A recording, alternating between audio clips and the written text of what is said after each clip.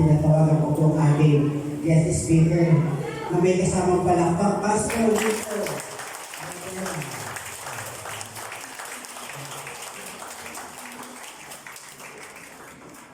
Okay po, yung palakpak po natin sa Panginoon niya. Sa bawat sigaw ng palakpak, hallelujah. Hindi po natin sabihin sa ating katabi. Sabi nga po natin, hello, favor. Sabihin po natin sa ating katabi, pinagpala.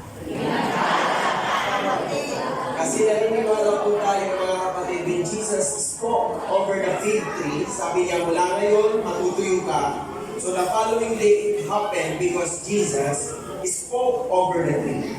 Kaya pag nagsasalita tayo sa ating kapwa na pinagpala yan, pagpapalain talaga yan. Amen?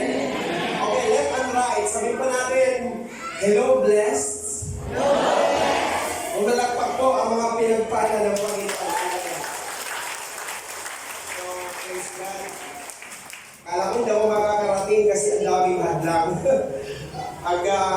Maraming hadlang, sabi ko may gagawin ng Diyos. Amen? So bago po tayo makinig ng salita ng Diyos, kinagawian po natin, kinasanayan po natin, at kinaugalian po natin ang magdeklara ng mga mabubuting bagay. Because sabi ng Proverbs, life and death is in the power of our tongue. Kapag positibo ang sinasabi ng ating bibig, positibo ang nangyayari sa buhay po natin. Pag negatibo ang mga sinasabi natin, negative ang mga nangyayari sa buhay po natin. Amen? Okay, with faith, with boldness and confidence. Bago po mga kapatid, pinapaliwanag ko po sabi ng Romans, if we confess Jesus Christ with our mouth and believes in our hearts, we will be saved. Kaya yung ating sinasabi, dapat sinasampalatayanan ng ating puso. At ang sinasampalatayanan ng ating puso, dapat kino-confess ng ating mga bibig. Amen? Okay, with faith, with boldness and confidence, sabi nga po natin, thank God I am prosperous. Sa lakas, because I'm blessed by the Lord. Sabi mo, greatly blessed. Extremely blessed. Highly favored. Deeply loved. Sabi mo, thank God I am your child. I cannot be denied. I am your beloved. Everything in my life is well. My life is well. My family is well. My job is well. My business is well. At sabihin mo, in the presence of God, nothing is missing. Nothing is broken. Sabihin natin, all is well. Talapakan natin ang Diyos.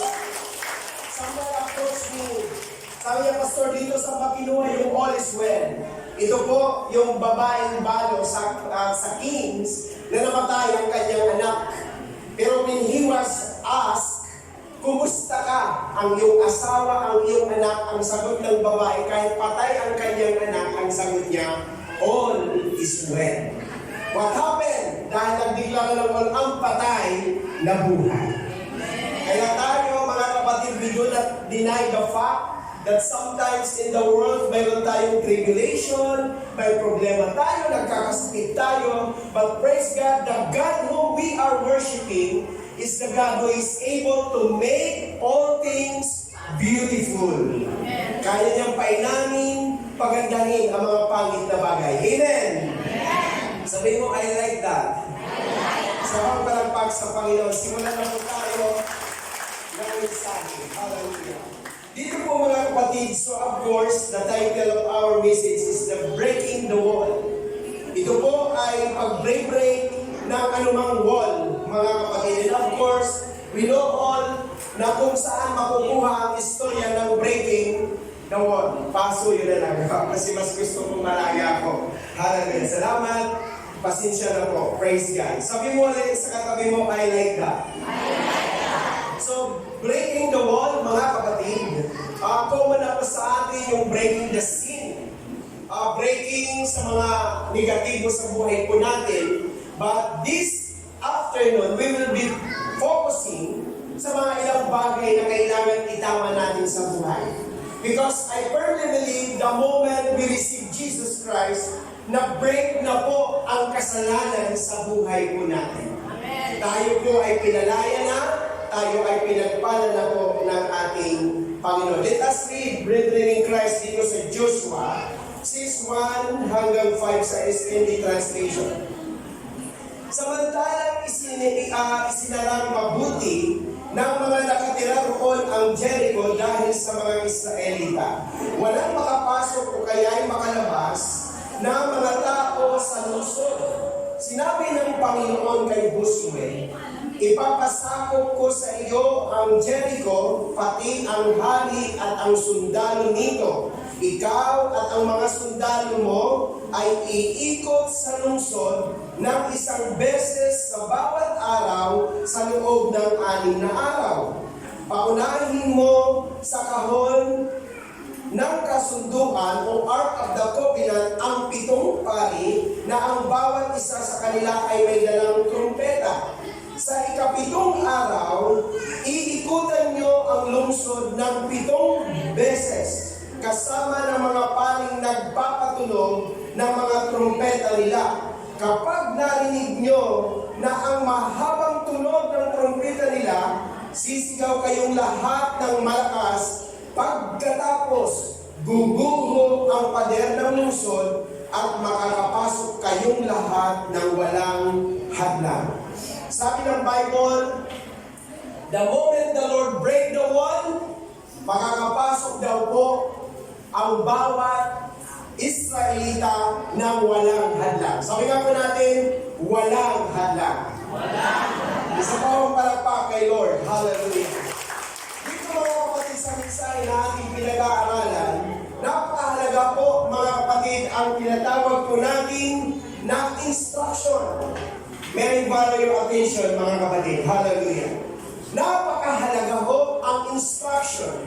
Kasi nag-instruct ang Lord kay Joshua doon po para bumagsak po yung wall of Jericho. Sabi mo sa katabi mo, instruction.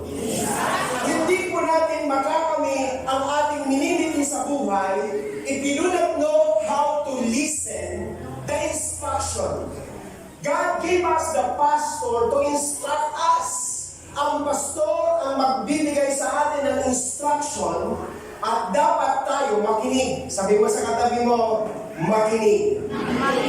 And of course, next mga kapatid, hindi lang ang instruction, kundi yung tinatawag po natin mga kapatid na implementation. Kasi, pasuyo po namin slide, next na pa tayo. Napakahalaga po yung tinatawag natin na implementation because even na mayroong instruction, if you don't implement it, kahit anong gagawin nating sistema ng church, kapag hindi po natin ini-implement, nothing will happen. So we have to listen to instruction and we have to implement, mga kapatid, the instruction. And of course, not just only implementation, kundi yung tinatawag natin na incorporation. Hindi magagawa mag-isa ang isang bagay. Kailangan ng bawat isa ang bawat isa. Amen. Sabi mo sa katabi mo, I need you. Sige po, sabi mo katabi mo, sabi mo, I need you. Agree ba kayo na hindi kaya ng iilan? Kaya nga, sabi ng Bible, tayo ay bahagi ng katawan. So we all parts of the body. Sorry mga kapatid, kapag ang katawan, ang bahagi ay hindi gumagalaw, bandado yan. Uulitin ko. Praise God. Kapag may bahagi ng katawan na hindi gumagalaw, bandado yan. Tanungin mo nga ang katabi mo, gumagalaw ka ba? Hallelujah. Praise God. Kasi, alam niyo po, minsan, marami kasi tayo ngayon sa mga members na pupunta ng abroad, ang dami mga pangako, tutulong sa church. Pagdating sa abroad, wala na. Eh, ang pastor, of course, with the members na naiwan nagsikap, nakapagpatayo ng church na fully furnished, fully air-conditioned. Pinagpala ang church at dumating after 10 years yung nag-abroad. At ang sabi na nag-abroad, Pastor, ang ganda ng church natin. Ang sabi ng pastor, sorry, church namin. Bakit, mga kapatid? If you don't participate, you are not part of it. Because the root of participation is part. Pareha kang kausap.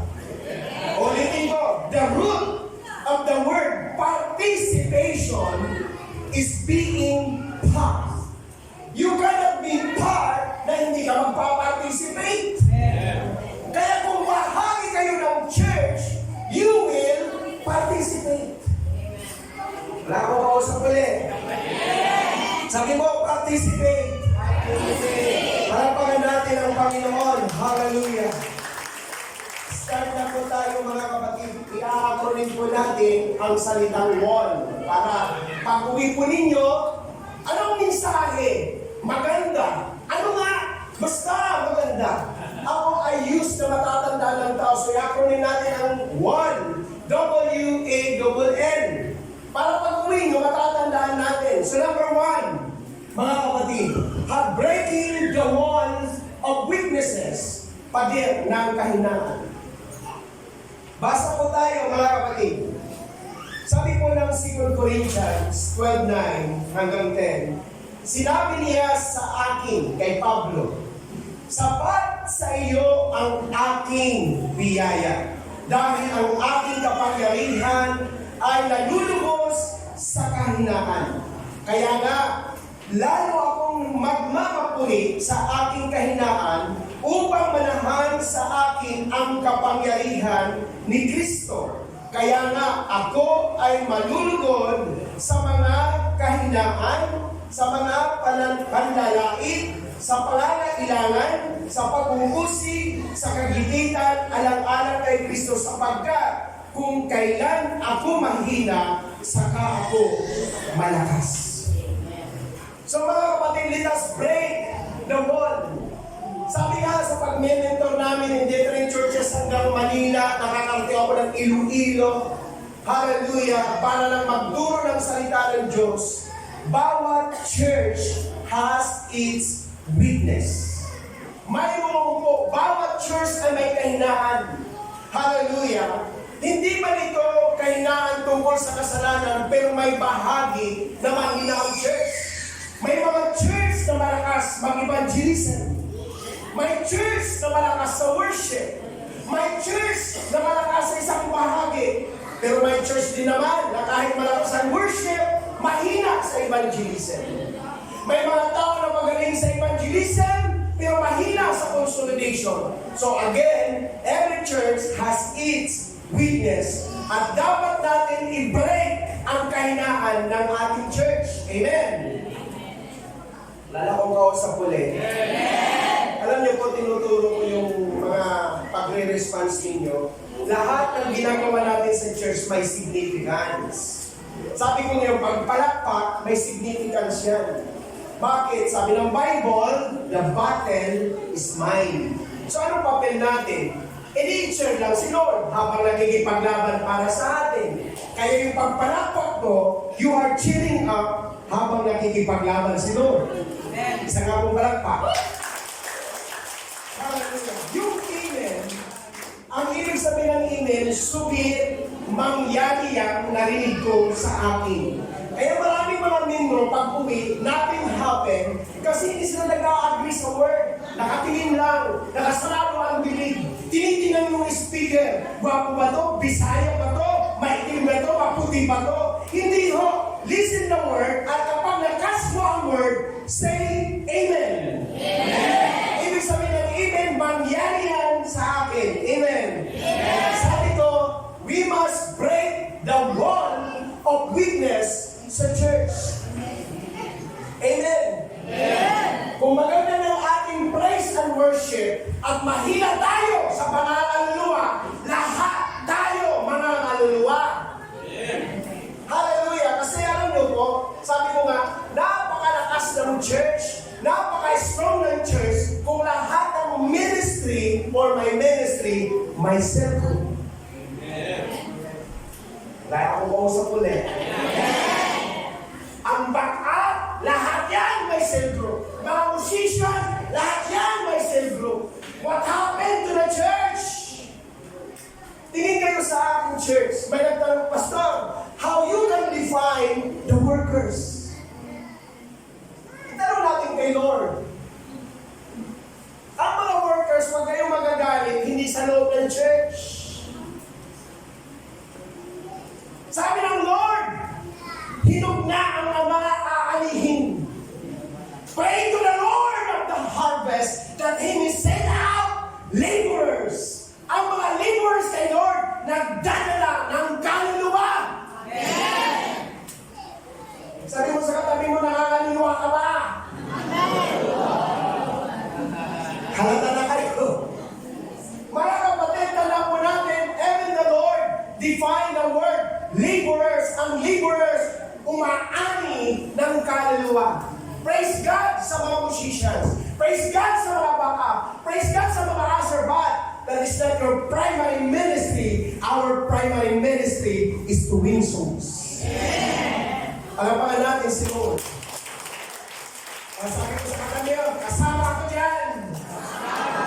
Kaya the more na dumadami ang mga nagmi-ministry sa loob, the more na dumadami ang sentro sa labas. Amen. Hallelujah! Sabi mo, I like that. Pastor, ako pag nangaral, diritsahan. Di ba hindi na ako imbitahan ulit? Basta nasabi ko ang katotohanan. Sabi mo, I like that. Hallelujah! Parapakan mo natin ang Panginoon. So next, mga kapatid, its result can be divisive. Ang weaknesses ng church, pwede maging divisive yan. Sige, nasislide tayo. Pwede pong maging deceptive, pwede maging destructive, pwede maging deadly, mga kapatid. Hallelujah. Pwede po siyang, asa na po tayo? Wala pa po tayo doon sa sa pao.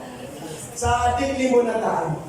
Kaya yung weakness, kapag hindi po natin naaayos yan, lumalala yan. Amen? Amen. May nagtanong sa akin, Pastor, ang give ko lang naman umawit, hindi ko give, mga luluwa. Aba, mga kapatid, hindi ko give ang pangaluluwa. It is a commission. Everyone is commissioned to win souls. Amen? Amen. O sabihin mo ulit sa katabi mo, tulong-tulong tayo. Hallelujah. Next slide, praise God. Sabi po dito, sabi ni Pablo, I can do all things which He has called me to do through Him who strengthens and empowers me to fulfill His purpose. I am self-sufficient in Christ's sufficiency. I am ready for anything and equal to anything through Him who infuses me with inner strength and confident peace. Mga kapatid, kanina sinabi ni Pablo na marami siyang kahinaan pero sinasabi din niya na I can do all things kasi may Diyos na nagpapalakas sa Kanya. Amen? Sabi natin sa Kapampangan, agyo tayo. Ay natin, amen? Amen? Kaya mga kapatid, alamin natin saan tayo mahina.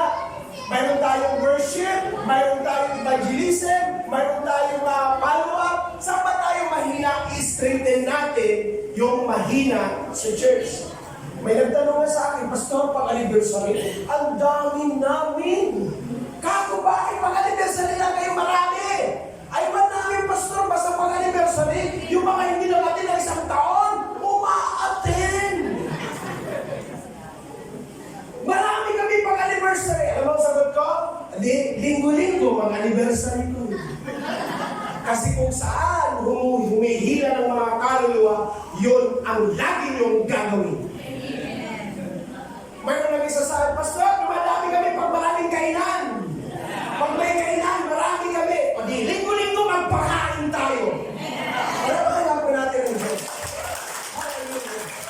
So we have to strengthen every area of the church kung saan tayo malakas at palakas palakasin natin anumang area ng church na mahina tayo. Amen? Sabi natin, I can do it. May Kristo tayo lahat.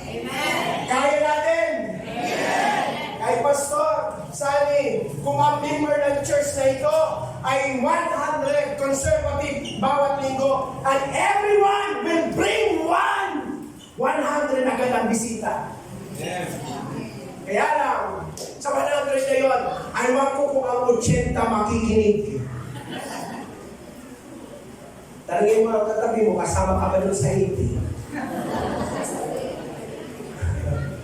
Amen! Pangalawa, punta na po tayo sa A. Praise God. Breaking the wall of apathy. Ano ba yung apathy? Pabiyak ng walang gana. Yan ang mahirap pag walang gana. Walang gana magbasa ng Bible. Walang gana magpanalangin. Walang gana mag-attend. Walang gana. Ang walang gana may sakit. Sino mga walang gana? Oy, lahat dito. May gana. Amen? Basa tayo, Hebrews. Huwag nating kaliligtaan ang mga. Sabi mo, mga. Sabi mo, mga. Hindi lang linggo, kasi gawain. Huwag nating kaliligtaan ang mga pagdalo sa ating mga pagtitipon. Gaya ng nakasanayan ng katabi mo. Tama ba? Gaya ng nakasanayan ng iba. Sa halip, palakasin natin ang loob ng isa't isa, lalo na ngayong nakikita natin malapit na ang araw ng Panginoon. Malapit na si Lord dumating. Kailangan tayo huwag na patumpik-tumpik. Amen. Sabi ng kanta na, bawal lang mag-backslide. Hindi na uso ang mag-backslide. Kailangan maging, tayo, mainit kay Lord. Amen. Amen. Hallelujah. Sabi ko nga kay Lord, sana mag-rapture prayer meeting. Kasi sa prayer meeting, kaunti ang lumarating. Yung kanin ko, di lumarating ang prayer meeting yan. Ang iba galit ko sa okay. Hallelujah. Mga nanahimik, alam ko yan. Di ka umatin kasi. Hallelujah. Sabi ng Bible, ang apathy, yung kawalang gana, mga linggo lang dumarating yan. Parang ayaw nila kami sa akin. Amen? Amen? Kailangan may braso dito kasi we are breaking the wall. Amen. Sabi mo nga sa katabi mo, break the apathy. Break the apathy. Kailangan kung walang gana, break natin. Hallelujah. Praise God. Sabi ng pag-aaral, 21 times mo kung ang isang bagay na hindi mo pinasanayan, para maging kasanayan mo, do it repeatedly for 21 times. After 21, na-pray mo na, masasanay ka na. Sanayin mo, lumating ka ng prayer meeting.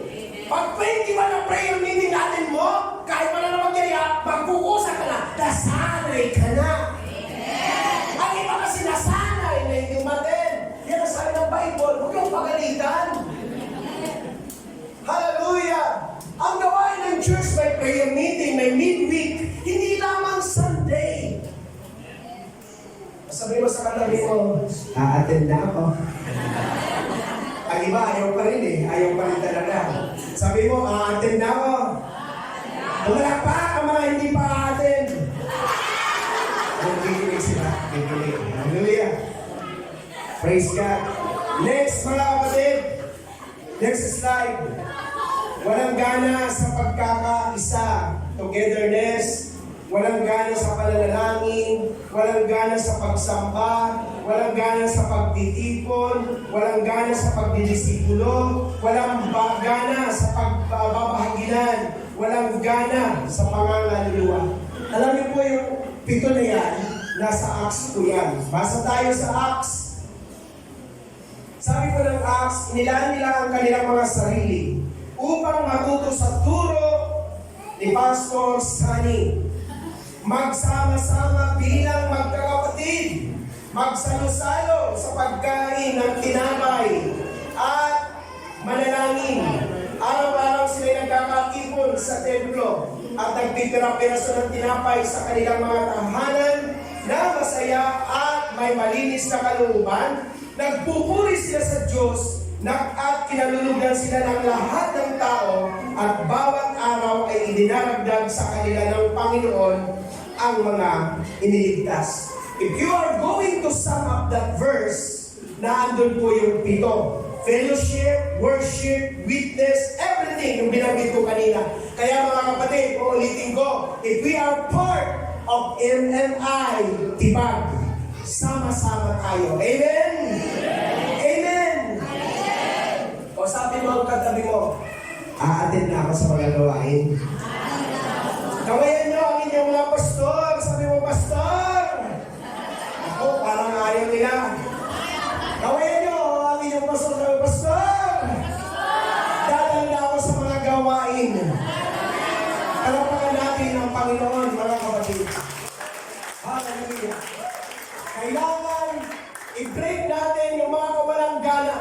Kailangan ganado na tayo manalangin, ganado na tayo magbasa ng Bible, ganado na tayo sumamba sa Diyos. Amen? O sabi mo ulit, I like that. Pangatlo, hallelujah, and breaking the wall of limitation, pader ng kakayahan. Basa po tayo. Sabi po dito, but Jesus looked at them and said, with people, as far as it depends on them, it is impossible, but with God, all things are possible.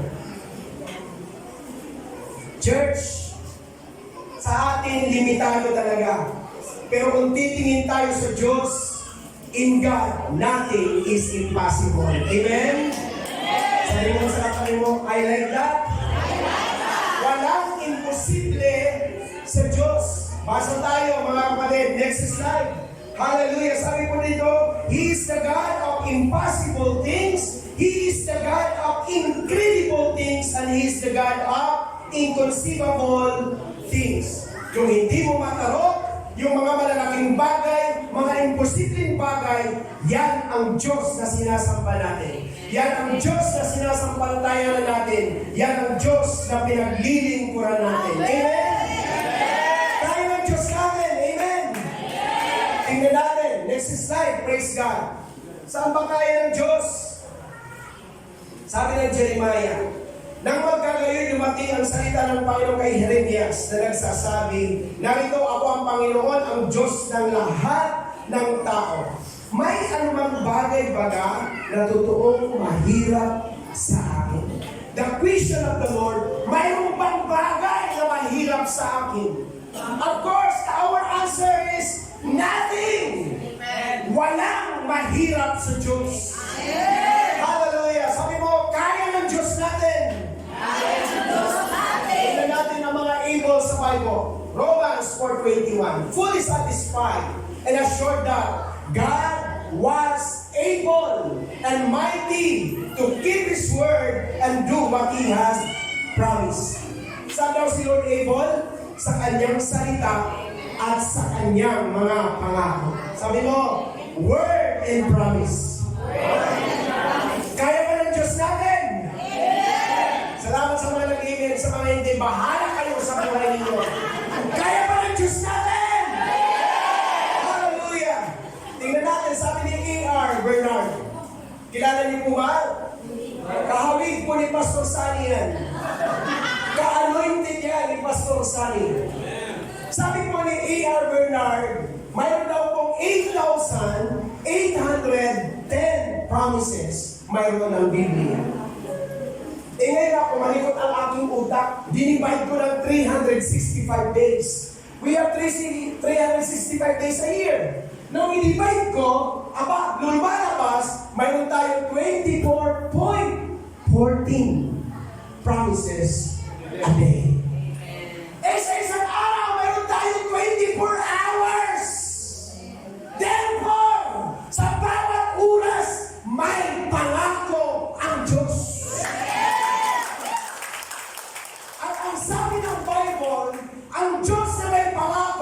is able to keep it and to do it. Kaya ng Diyos gawin. At walang no, walang wait. Sabi ng 1 Corinthians, gaano man kadami ang pangako ng Diyos, ang kanyang tugon ay oo. Oo. Walang sinabing hindi. Walang sinabing mamaya. Walang sinabing maghintay ka. Basta sabi ng Lord, oo! Kaya pag tinayuan mo ang pangako ng Diyos, sure ka na ang tugon ng Lord, yes! Kaya pa natin ang Panginoon. Bawat oras, may pangako ang Diyos. Natutulog ka round the clock, umiikot ang pangako ng Diyos. And praise God, ang Diyos na nangako is able to do it and to keep it. Amen. My God is able. Next. Saan pa po able? And God is able to make all grace. Ano ba hindi ito? Ano daw ang grace? Every favor and earthly blessing. Saan daw po mga kapatid able ang Diyos? May bar your attention? Lahat. At ang sabi ng Pedro, the God whom you are worshiping is the God of all grace. At ang Diyos na yan ng lahat ng biyaya is able to make you, hallelujah, ang sabi niya, make all grace, every favor, blessing, come to you in abundance. Kaya pala ng Diyos ibigay ang lahat ng biyaya sa iyo. Amen. Biyaya ng mahabang buhay, biyaya ng kalusugan, biyaya ng kalakasan, biyaya ng pagpapala, biyaya ng kayamanan. Your God is able. Lahat ng Diyos, hallelujah. Still here, church? Saan pa po able? Next, hallelujah. Now to Him.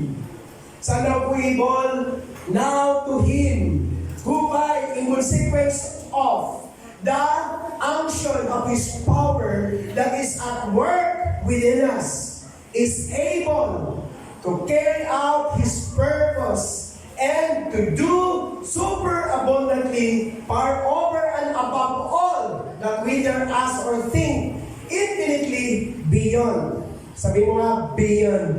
Ito na gusto kong beyond. Sabi niya, beyond.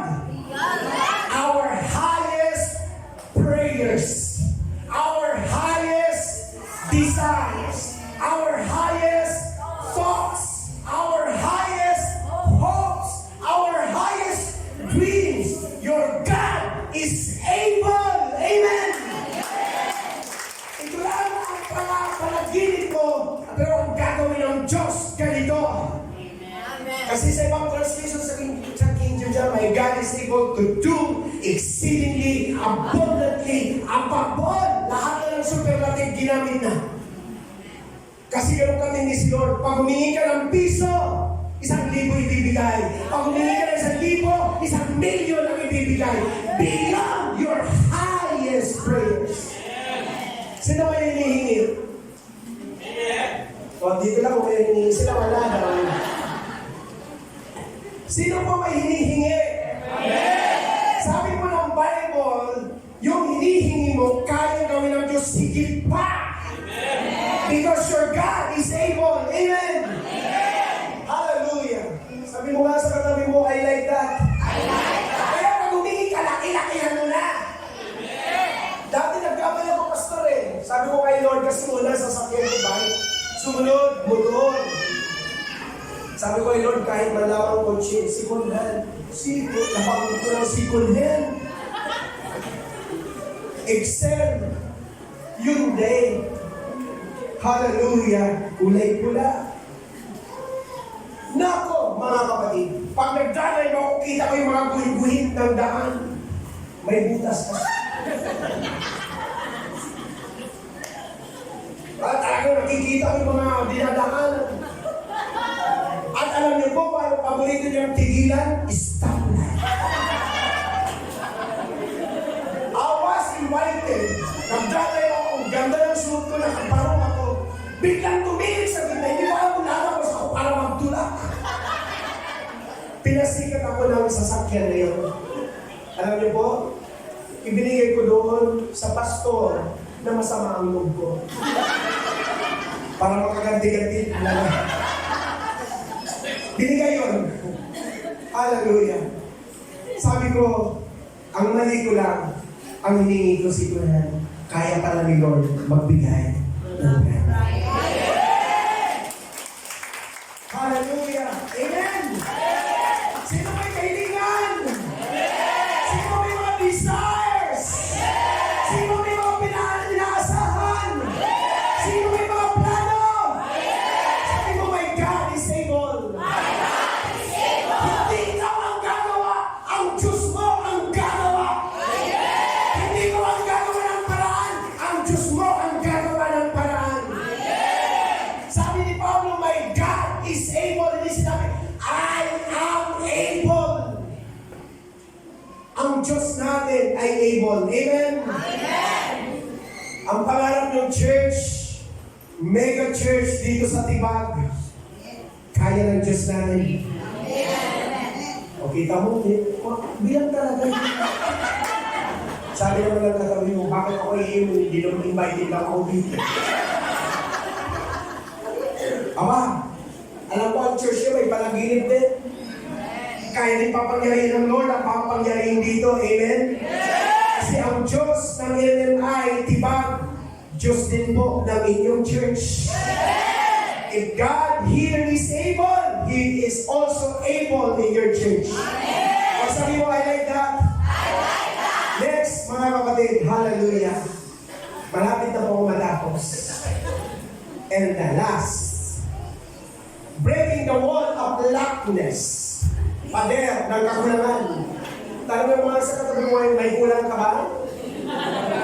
Mahirap naman kung katanongin mo kung kulang-kulang. Pangit naman pakinggan na kulang-kulang ka ba? Mas maganda naman sabihin, may kulang ka ba? Tama? Kasi sabi niya, dati, pastor, mahiyain ako. Pero ngayon, makapal na ang mukha. Ay, parang negatibo. Hindi bro, nung maging Kristiyano ka, hindi ko mapala ang mukha mo. Kasi ang makapal ang mukha, walang hiya. Ang sabi ko, nang maging Kristiyano ka, dati mahiyain ka, nang maging Kristiyano ka, wala nang hiya-hiya. Bold na tayo. Amen? Hindi ata nakuha nila. Sabi mo, lackness. Kailangan natin i-break ang wall ng mga kakulangan. Amen? Amen? Basta tayo sa mga kulang. Tapos na po ako. Sundin ninyo ang namumuno sa inyo at magpasakop kayo sa kanila. Dahil sila ang nang-aalaga sa spiritual ninyong kalagayan. At alam nila may pananagutan sila sa Diyos sa pangangalaga nila sa inyo. Kung susundin nyo sila, magiging masaya si Pastor Sunny.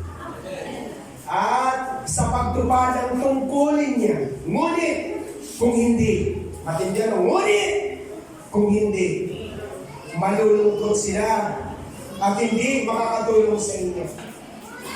Alam niyo po, ang pinakamahirap na bahagi ng pagpapasko kapag ang mga membro hindi na sumusunod.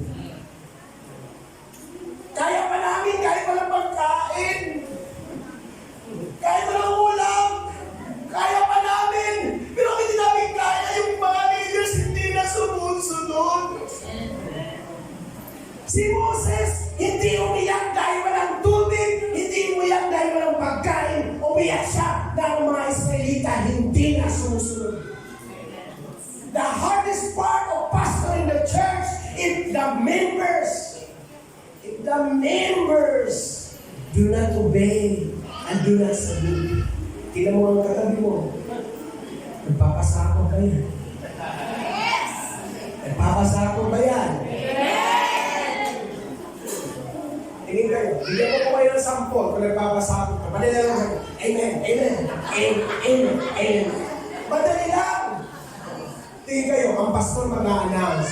Mga kapatid, may gawain po tayo, Miyerkules ng gabi, alas 7 ang oras. Sinabi ng pastor, ang hindi dumating, hindi sumunod.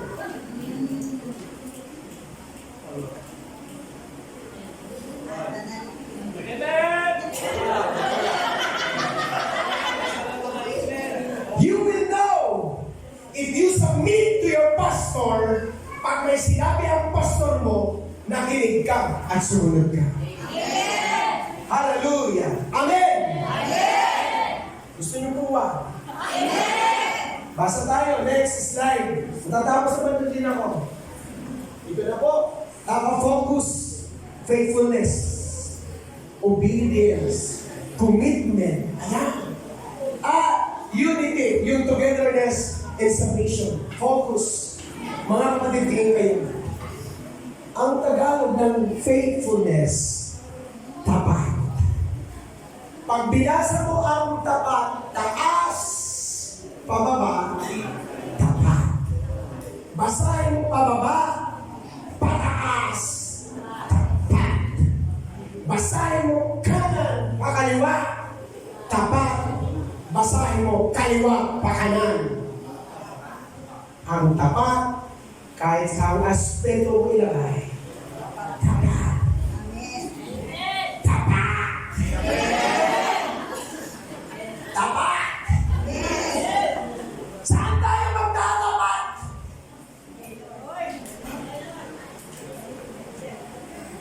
Sabi ko nga, ang church natin ang yaman na. Kasi sabi ni Pablo, everyone will give.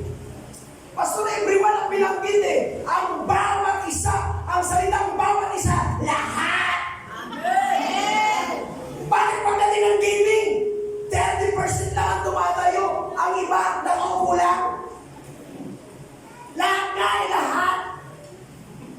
Kaya sabi mo, pag yumaman ako, pagpapagawa ko ng church ng maupuan, may kuryente. Para pagdating ng giving, i-plug ko para lahat ng mga nakaupo, isa.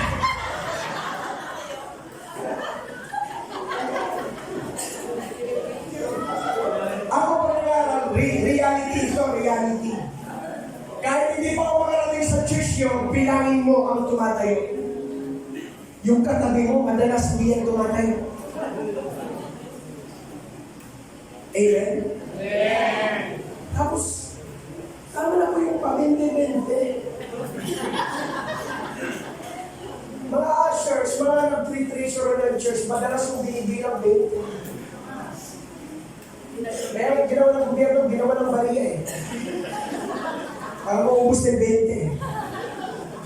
Ang korneto, alam niyo ba yung korneto? Nakakaintindi ang korneto. Pag mag-disco daw na 20 lang ang entrance, sa labas ka na lang, flashlight na lang umiyan. Hindi ata nakakarinig. Pag nagpagupit ka, na 20 lang, box na lang gugupitin. Pag bumili ka ng balon, na 20 lang, bubble gum na lang. Bakit? Ang sinasabi ng korneto, wala nang nararating ang 20.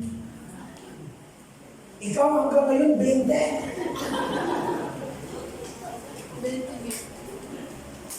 Hallelujah.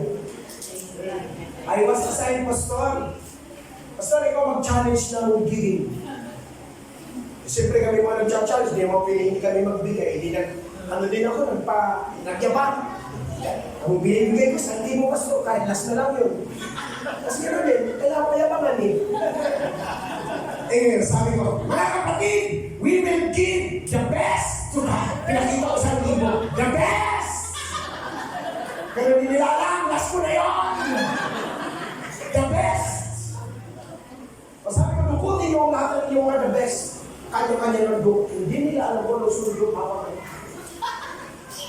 Sabi ko, itaas natin ang aking mga the best. Lahat ng pakasal. Ibukan niyo ang inyong mga kamay. Para nakikita ko, hindi mabuka-buka.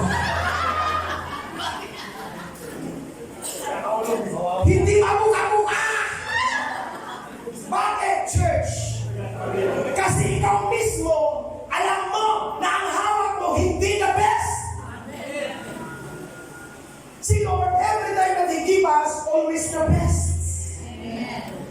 Kaya ba natin magbigay ng the best? Ang lulukutin yung pinakamalaki. Halata niyo yan.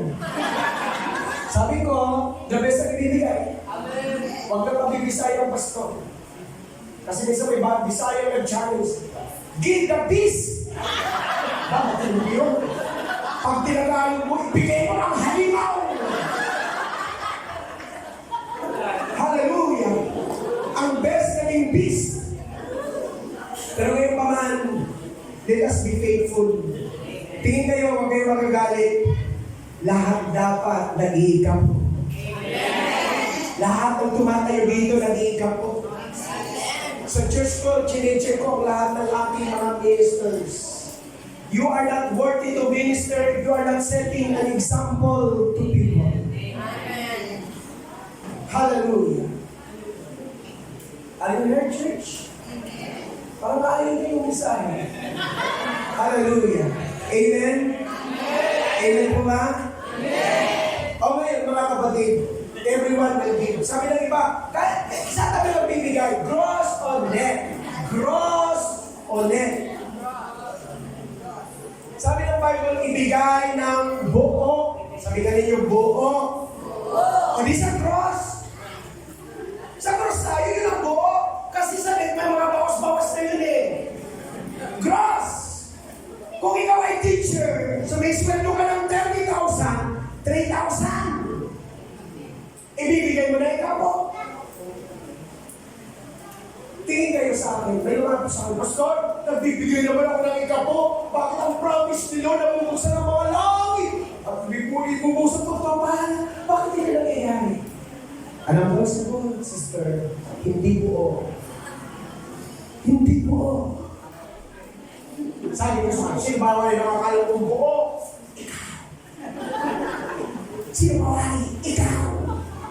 Alam mo kung buo ang ikapo. Sabi ko nga sa mga nagtatanim, kung kayo ay nagtatanim, subukan yung magtanim ng kalahating buto ng mangga kung may tutubo.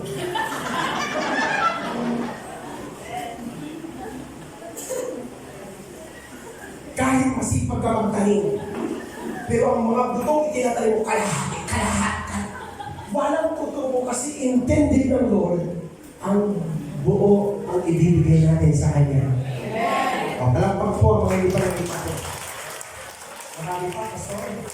Marami pa ang iba po. Mag-iika po lang po tayo. Amen! Amen! Tapos yung pag-meditate natin, mga kapatid, lalagyan na po natin yan ng buzzer. Pag-bariya, Di ba yung balang buhulog bariya? Tutunog siya pag-bariya. Lalagyan natin ng buzzer para pag iabot mo, pag maghulog, pag-bariya, tutunog siya. Amen? Sabi mo sa katabi mo, I am faithful. Kawayan niyo ang inyong mga pastor. Pastor! Ayaw niyo talaga ng inyong. Sabi mo, Pastor! Magiging tapat na ako. Palampakan po natin ang Diyos. Hallelujah. Church, kasalamat niya ngayon ang ikapo. Panahon pa ni Abraham, 10%. Nagtaasan ang lahat ng mga bat. Lahat ng mga ano ngayon, 12% ang bat. Hallelujah. Mabuti nga kami mga pastor, hindi kami nagbe-welgay. Itaas ang ikapo! Itaas! Panahon pa ni Abraham, 10% na. Hanggang ngayon, 10% pa rin. Hindi tumataas ang ikapo.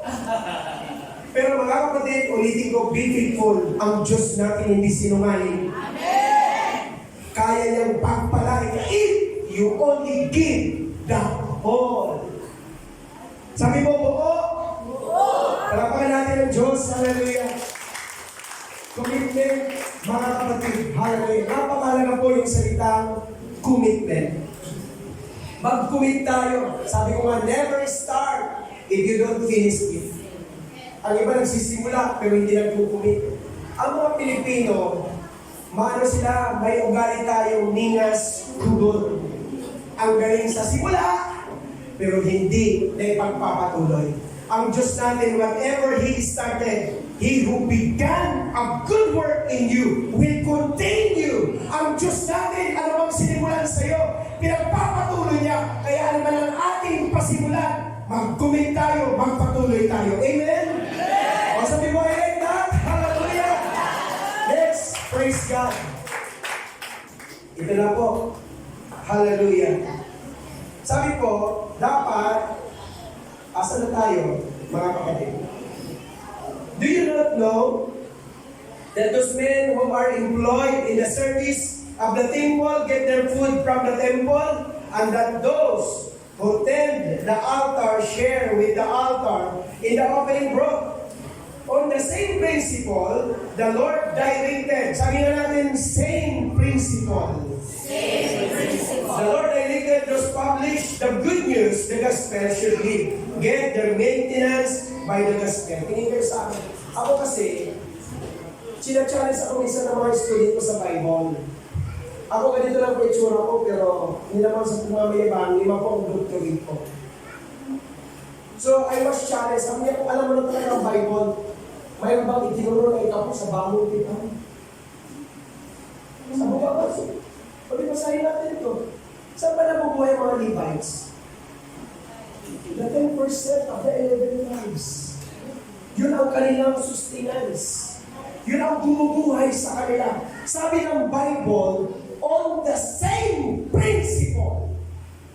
Kung binuhay ang mga Levita ng ikaw po, dapat ang nananakaw din ng Ebanghelyo, ang pastor ninyo, mabuhay din sa ikaw po.